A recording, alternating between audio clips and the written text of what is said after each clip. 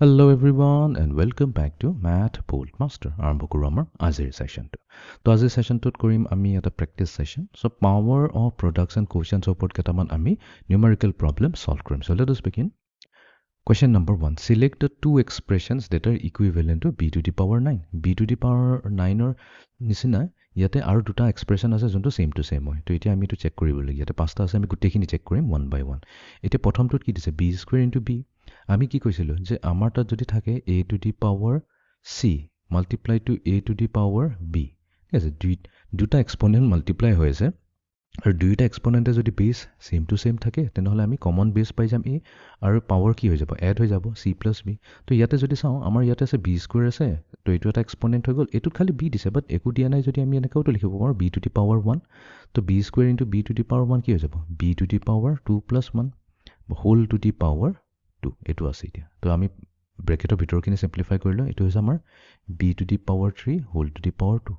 Next property আছিলে যে A to the power B যদি থাকে আৰু এই গোটেই ৰেজ টু দি পাৱাৰ যদি চি থাকে তেনেহ'লে কি হয় এই দুটা পাৱাৰ মাল্টিপ্লাই হৈ যায়। তো এই পাম a to the power b into c. তো আমি পাই যাম b to the power three multiply to two হৈ যাব আমাৰ ছিক্স। অ'কে, আমাক কৈছিলে two expression equivalent to b to the power nine, but আমি কি পাইছোঁ b to the power six পাইছোঁ। তো এইটো হ'ব নোৱাৰে।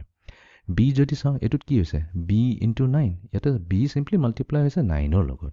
একচুৱেলি এইটোৰ মিনিং কি হৈছে এইটো হৈছে বি এড হৈ আছে নাইন টাইমছ। তো B plus B plus B plus B plus B plus B plus B plus B plus B, এইটো হৈছে একচুৱেলি ৰিপিটেড এডিশ্যন। তো এইটো আমি খালি নাইন বিহে পাইছোঁ, বি এড হৈ আছে নাইন টাইমছ। তো সেইটোকে কয় নাইন টাইমছ বি। তো এইটো বি টু দি পাৱাৰ নাইনৰ লগত ছেম টু ছেম নহয়, তো বি ৰিজেক্ট কৰি দিলোঁ। এতিয়া চি লৈ আহি যাওঁ। এতিয়া আমি চি ইয়াতে যদি চাওঁ ইয়াতে আমাৰ এটা প্ৰপাৰ্টি হৈছে যে যদি আমাৰ তাত থাকে a to the power b divided by a to the power c আৰু ইয়াতে নিউমাৰেটৰ আৰু ডিনমিনেটৰ দুইটাৰে কি হয় বেছ ছেম টু ছেম হয়, এ আছে ইয়াতো এ আছে। তেনেহ'লে আমি কি কৰিম কম্বাইন আমি বেছ পাই যাম যোনটো হ'ব এ। তাৰপিছত আমি কি কৰিম পাৱাৰখিনিক মাইনাছ কৰিব লাগিব। এতিয়া পাৱাৰ মাইনাছ কৰাৰ নিয়ম আছে, আমি নিউমাৰেটৰৰ পাৱাৰ ল'ম আৰু তাৰ পৰা মাইনাছ কৰি দিম ডিনমিনেটৰ পাৱাৰ। তো তাৰমানে আমাৰ তাত কি আছে B to the power seven divided by B to the power four.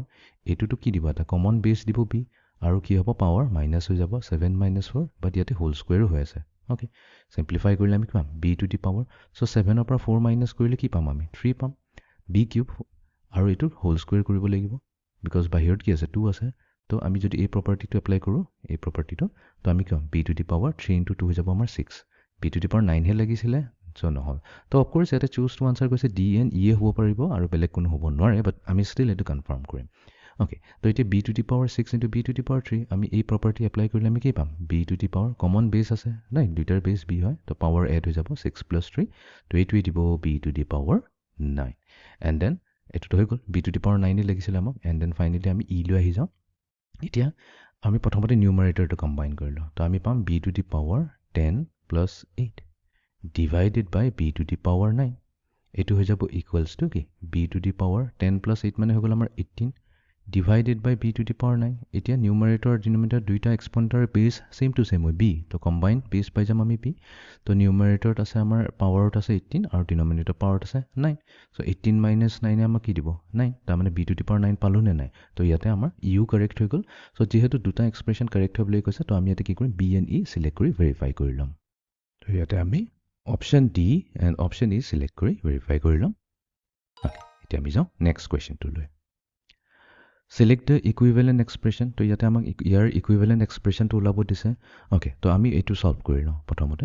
এতিয়া এ ডিভাইডেড বাই বি কিউব দিছে। এতিয়া যদি চাওঁ এইটো কি আছে এ টু দি পাৱাৰ ওৱান আছে, বাট ইয়াতে আমাৰ ওপৰৰ এক্সপনেণ্ট আৰু তলৰ এক্সপনেণ্টৰ কিন্তু বেছ ডিফাৰেণ্ট হয়। ওপৰৰ এক্সপনেণ্টৰ বেছ হৈছে এ, বাট তলৰ এক্সপনেণ্টৰ বেছ হৈছে B.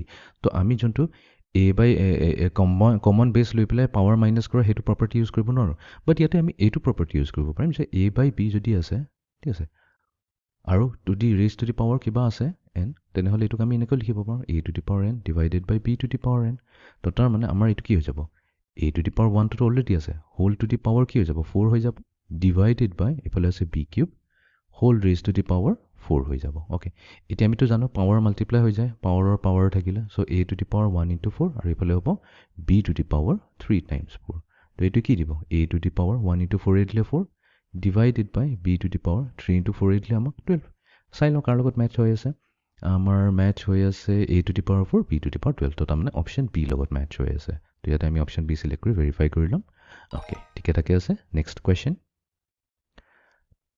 Equivalent fraction same property আমি এতিয়া এপ্লাই কৰিম তো এইটো হ'ব 5 square whole to the power 4 divided by 4 to the power 4 okay এইটো হৈ যাব equals to 5 to the power 2 into 4 multiply হৈ যাব এতিয়া এফালে কি আছে এফালে একো দিয়া নাই যদি আমি 1 লৈ ল'ম তো 4 to the power 1 into 4 হৈ গ'ল তো এইটো হৈ যাব equals to 5 to the power so 2 into 4 কি হৈ যাব 2 4 যা 8 divided by 4 to the power 1 into 4 আছে 1 into 4 to 4 হৈ গ'ল এটা মেটচ কৰি চাওঁ কাৰ লগত মেটচ হৈ আছে 5 to the power 8 4 to the power কাৰ লগত হৈ আছে অপশ্যন ডি লগত হৈ আছে মেটচিং অ'কে চেক কৰি লওঁ অ'কে নাও এতিয়া আমি কৰিম ফাইনেল কুৱেশ্যনটো select the equivalent expression okay তো প্ৰথমতে আমি কি কৰিম চিম্প্লিফাই কৰি লওঁ এইটো তো আমি জানো এইটো হ'ব আমাৰ কি y কিউব হ'ব whole raise to the power কি হ'ব 2 বিকজ বাহিৰত আছে পাৱাৰ টু দি পাৱাৰটো ন multiplied to 2 to the power 5 whole to the power 2 আমি চিম্পলি কি কৰিছোঁ দুটা এক্সপেণ্ডনটো ছেপাৰেট কৰি দুইটাৰে পাৱাৰত দিছোঁ 2